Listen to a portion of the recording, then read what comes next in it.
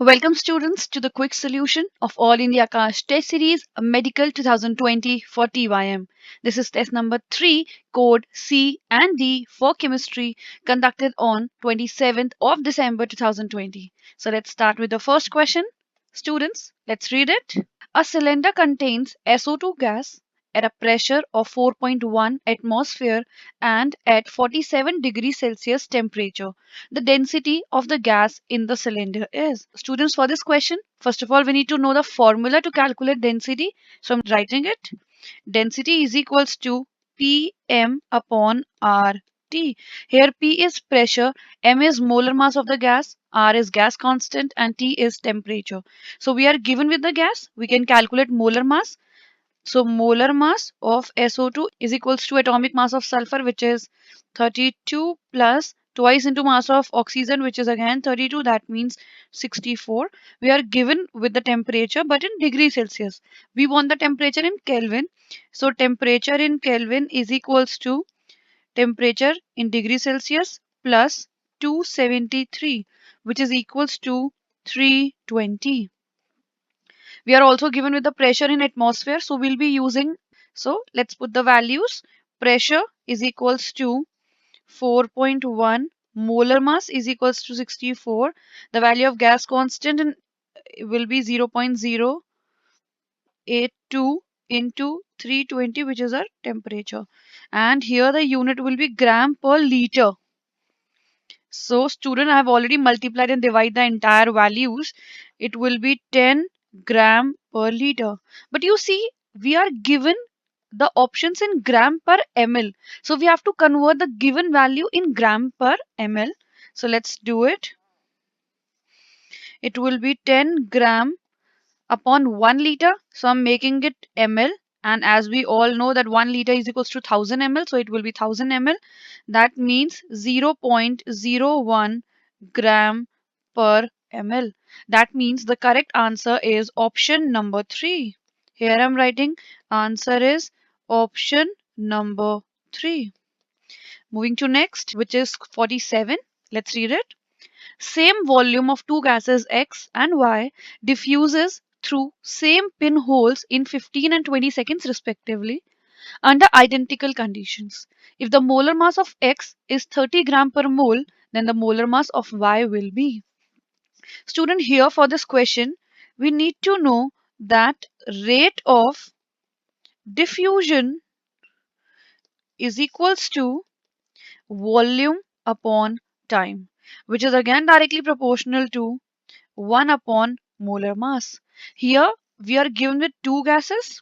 Here we are given with two gases. So rate of X upon rate of Y is equals to volume upon time for X upon volume upon time for Y, which is ultimately equals to molar mass of Y upon molar mass of capital X is represented for gas X. Now student, we know that volume of the two gases are same. So the time required by the gas Y upon the time required by the gas X is equals to under root of molar mass of the gas Y upon molar mass of the gas X. We are given with the time 15 and 25 seconds for X and Y respectively. So the time required for Y is 25 seconds and the time required for X is 15, which is ultimately equals to molar mass of Y upon molar mass of X, which is already given 30. So students will be able to calculate molar mass of Y, which is equals to 83.3 gram per mole. That means the correct answer is option number 2. Here I'm writing answer is option number 2. Moving to next question, which is 48. Let's read it. At 27 degrees Celsius and 640 mmHg pressure, 320 ml of dry N2 gas was collected. If the temperature is constant, what volume will the N2 gas will occupy at 800 mmHg pressure? Student, first of all, we are given the temperature is constant. And at constant temperature, Boyle's law is applied. And according to Boyle's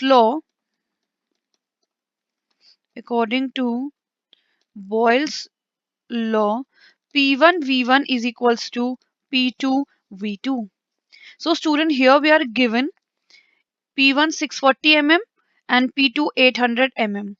V1 is also given, that is 320 ml. We have to identify V2. So student, V2 is equals to P1 V1 upon P2. Let's put the values. P1 is 640, V1 is 320 and P2 is 800, which is ultimately equals to 256 ml. That means the correct answer is option number 2. Students, I have already multiplied and divided the entire values. You people will do it, and please avoid using calculator for the calculations. You need to practice more and more. Moving to next question, which is 49. Let's read it. Under the identical conditions of temperature and pressure, the rate of effusion will be maximum for. Students, as we have already discussed, that rate of diffusion or effusion is inversely related to the square root of molecular mass. That means the gas which has the least mass will have the highest or the maximum rate of effusion. That means among the given gases, H2, which has the least mass, will have the maximum rate of effusion. So the correct answer is option number 2. Moving to the next, which is 50.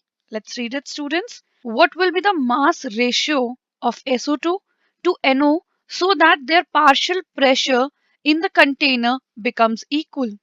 Students, in this question we are given that their partial pressure becomes equal. That means number of moles of SO2 must be equal to the number of moles of NO. Let's consider the mass of SO2 be x gram and the mass of NO be y gram. So number of moles of SO2 is equals to x upon molar mass of SO2, which is 64, and number of moles of NO is equals to mass of NO, which is y, upon molar mass of NO, which is 30.